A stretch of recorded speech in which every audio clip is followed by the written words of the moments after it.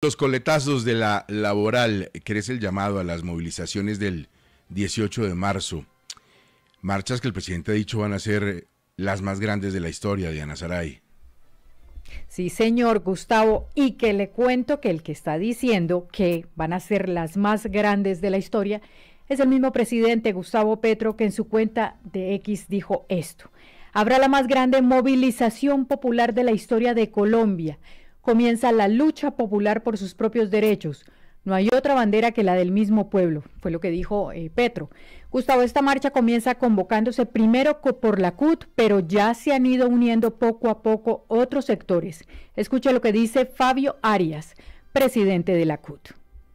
Frente al anuncio de que se tiene mayorías en la Comisión Séptima del Senado para hundir la reforma laboral, integrada por la tecnocracia neoliberal y la extrema derecha y el uribismo, el Comando Nacional Unitario, integrado por las tres centrales obreras, CUT, CGT, CTC, y las dos confederaciones de pensionados, la CPC y la CDP, adicionalmente con la Asamblea Nacional Popular que se reunió el pasado 14 y 15 de septiembre por las reformas sociales, la paz total y la unidad del pueblo, estamos convocando a una amplísima movilización en todo el país de rechazo y de protesta a esta decisión del Congreso de la República que hunde la reforma laboral, una reforma hecha para recuperar derechos. Todos a la calle el 18 de marzo en todo el país. Además de todas esas organizaciones que menciona el presidente de la CUT, están también ya anunciando la Confederación de Pensionados y la Organización Indígena de Colombia, que irán a la marcha, la Minga Indígena, los liberales de base, el Pacto Histórico, y la lista sigue, Gustavo. La lista sigue. Bueno, sobre estas convocatorias de marcha ya hay investigaciones en curso por el uso de recursos eventualmente públicos, Fraile. Sí, Gustavo, y se lo preguntamos ayer al ministro del Interior, Armando Benedetti, frente a la posibilidad de que el gobierno empiece a hacer campaña y a convocar estas movilizaciones con plata pública. Pues es que, recordemos, en la Procuraduría se está indagando a la Agencia Nacional de Tierras y a RTBC por el gasto de más de 15.000 millones de pesos en esas primeras jornadas de manifestación que convocó el gobierno y donde se dieron cuenta primero pues que RTBC no tiene pues la capacidad logística de organizar eventos y porque el sistema de medios públicos está contratando carpas, refrigerios, transporte, etcétera. Así que seguramente habrá una lupa encima de lo que se haga a la hora de convocar estas manifestaciones y sobre todo si son financiadas por el gobierno nacional, sobre todo en los temas también de transporte para traer a la minga indígena hacia Bogotá, y vamos a ver en qué termina. En este caso era un contrato de 15.000 millones de pesos. Vamos a algunas cuestiones que ya mencionábamos de forma en lo que tiene que ver con la discusión de este eventual archivo, de esta ponencia de archivo. Una de ellas tiene que ver con la decisión de la mesa directiva de la Comisión Séptima de hacer una especie de retén.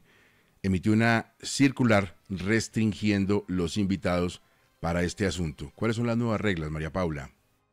Desde ahora, cada senador solo podrá agendar el ingreso de máximo 2 personas por día. Aún así, el documento aclara que para autorizar la entrada de un número mayor de invitados, deberán ser registrados previamente y también contar con una autorización emitida por la mesa directiva del Senado. La norma es clara, además, en que su entrada en vigencia fue inmediata y en que irá hasta que las condiciones de seguridad permitan modificarla o derogarla. A propósito, en medio de la plenaria de la Cámara de Representantes que se llevó a cabo en la tarde de este miércoles, el representante de la Cámara por el Pacto Histórico, Alfredo Mondragón, respondió a esta directriz del Senado. Mondragón no solo cuestionó que no se le permitiera la entrada a estos jóvenes al legislativo, sino que anunció que se llevarán a cabo audiencias públicas alrededor de la reforma laboral en las sedes del SENA de todo el país. Dijo también que invitarán al Centro Democrático y a Cambio Radical. ¿Les tiene miedo el Congreso? De tal manera que me han dicho varios aprendices del SENA que como le cierran las puertas del Congreso, que ellos van a hacer audiencias públicas multitudinarias en los SENA en todo el país y que nos van a invitar a todos, incluso al Centro Democrático y a Cambio Radical. Retó incluso el representante del Pacto Histórico a los partidos de oposición para que acudan a esos espacios y le expliquen a los jóvenes cuáles serán sus propuestas alrededor de la reforma laboral. Yo reto al Centro Democrático, a Cambio Radical, que en lugar de ir a decirles bocas, que les digan por qué ellos creen que lo mejor para la juventud popular es que no recuperen el carácter laboral del contrato de aprendizaje, porque llevan 23 años que lo quitaron en el 2002 y que los aprendices del SENA ya no tienen ni licencias de maternidad, ni subsidios de transporte, ni derecho a vacaciones. A pesar de las críticas, desde el Senado argumentaron que esta decisión se tomó con el objetivo de evitar escenarios como el que se presentó este martes, en donde ingresaron cientos de manifestantes del pacto histórico a intentar presionar a los senadores que presentaron la ponencia de archivo de la reforma laboral. María Paula, gracias. Lo que sí se pide es que se transmita por los canales institucionales. ¿El debate cuándo es, Sebastián?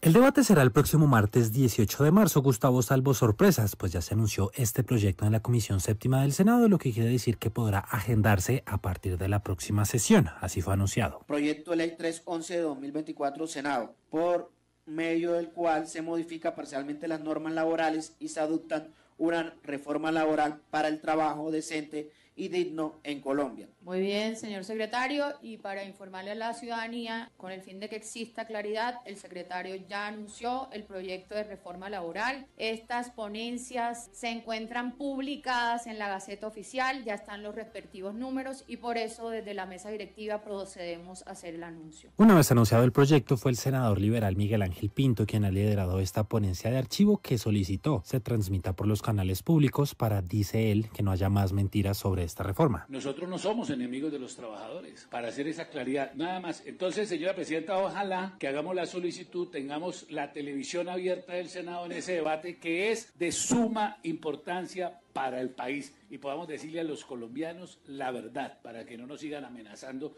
como nos amenazó ayer con violencia el propio presidente de la República. Una vez arranque oficialmente el trámite de lo que sería este tercer debate, se votará inicialmente la ponencia de archivo, que es la que tiene las mayorías. Si las votaciones así lo reflejan, quedaría oficialmente hundida la reforma laboral. ¿Qué dice el ministro de Trabajo? Que ya tienen 7 decretos listos para implementar algunas de las normas de esa reforma. La gran pregunta, Diana Saray, es qué tan viable será esa vía de implementación si se hunde en el Senado. Ese es el tema, Gustavo, si lo van a hacer por decreto, ¿esto es constitucional o no? Esto dice José Manuel Restrepo, el rector de la Universidad EIA y exministro de Hacienda. La propuesta que señala el gobierno nacional de que va a decretar buena parte de la reforma laboral no tiene mayor sentido. Si lo que el gobierno pretende es decretar algo que requiere ley o eventualmente acto legislativo y no se sigue ese camino, abiertamente cometería inconstitucionalidad y esas normas podrían ser demandadas o bien ante la Corte Constitucional o bien ante el Consejo de Estado, con muy poca probabilidad de supervivencia. Pero la otra alternativa es que no se necesite un proyecto de ley, en cuyo caso la pregunta es ¿por qué se demoraron tanto en decretarlas? ¿Dónde está la ineptitud de un gobierno que ha debido decretarlas desde hace rato, si es que efectivamente se necesitan en el mercado laboral? Gustavo, de todas formas, el ministro de Trabajo, Antonio Sanguino, ha dicho que no solo trabaja en estas normas que se adoptarían por decreto, sino que ya están trabajando en las preguntas que se harán en esta consulta popular si se hunde en la Comisión Séptima la reforma laboral. Ahora tenemos también una radicación, Hernando, de concepto fiscal, Ministerio de Hacienda. ¿Qué alcance jurídico tiene en la situación que vive la reforma hoy? Sí, Gustavo, de acuerdo con una ley que tiene precisamente 22 años, la ley 819, toda iniciativa de gasto público que se tramite en el Congreso, y obviamente este proyecto así lo es, debe contar con un aval fiscal, un concepto del ministerio para asegurar que no se vaya a generar tropiezos en el equilibrio de las finanzas del país. Ahora, en lo que hace este evento en particular, a los que nos gusta la química o nos gustaba la química en el colegio, podemos bautizar este concepto como el EPI. Y vamos por cada letra o componente, Gustavo. E de extemporáneo. Este concepto que remite el Ministerio de Hacienda ahora se entrega al Congreso, Gustavo, tan solo luego de haberse dado varios debates en el Congreso. Incluso solo ahora cuando la iniciativa está en tercer debate y en riesgo inminente de hundirse. P de parcial. Este concepto de aval fiscal no habla de fuentes claras de financiación, Gustavo, ni desarrolla criterios exigibles a ese respecto, tal y como lo ha impuesto la jurisprudencia constitucional. Y por último, I de incompleto.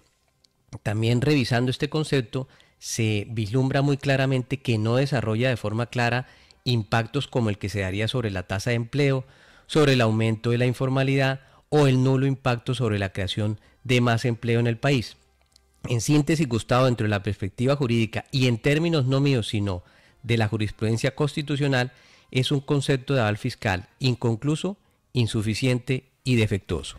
Bueno, Cristo, después del alboroto, ¿cómo van a hacer la discusión de las ponencias? Todo esto tiene reglas de juego, ¿no?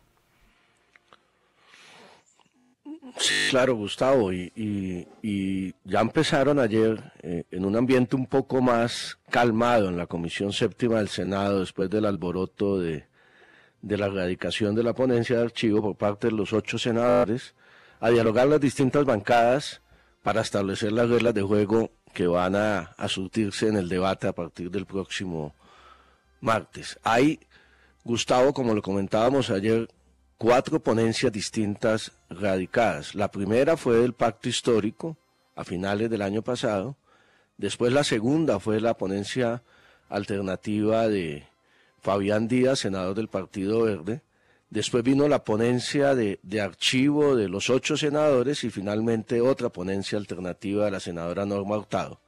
Por cierto, la senadora Norma Hurtado ayer dialogó con varios de los senadores buscando la posibilidad de una concertación para que se pudiera discutir su ponencia y en lo cual tanto los amigos del gobierno como los 8 opositores pudieran encontrar un camino para abrir esa discusión. Eso no será fácil después del anuncio de la decisión.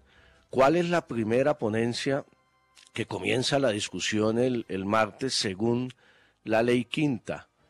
Gustavo, debe comenzarse por la ponencia de archivo. Luego el debate será para alquilar balcones y ahí en el debate de la ponencia de archivo obviamente terminarán participando todos los senadores y terminarán planteando sus distintas posiciones que fueron incluidas en la discusión de cada uno de los grupos de ponentes. Ahora, como lo decía Diana, al mismo tiempo el gobierno ya está trabajando en las preguntas, se habla de una consulta que podría tener 5 preguntas, dentro de las cuales los temas más importantes es la garantía de la estabilidad del contrato laboral, que es un tema fundamental de la reforma, el tema de los recargos dominicales, el tema del recargo nocturno para los trabajadores y también el que se mencionaba ahora, el que es fundamental, el del contrato de aprendizaje del SENA, que tiene unas modificaciones para fortalecer las garantías para todos los aprendices del SENA en el país, que sin duda alguna se van a movilizar el 18 para defender esos derechos.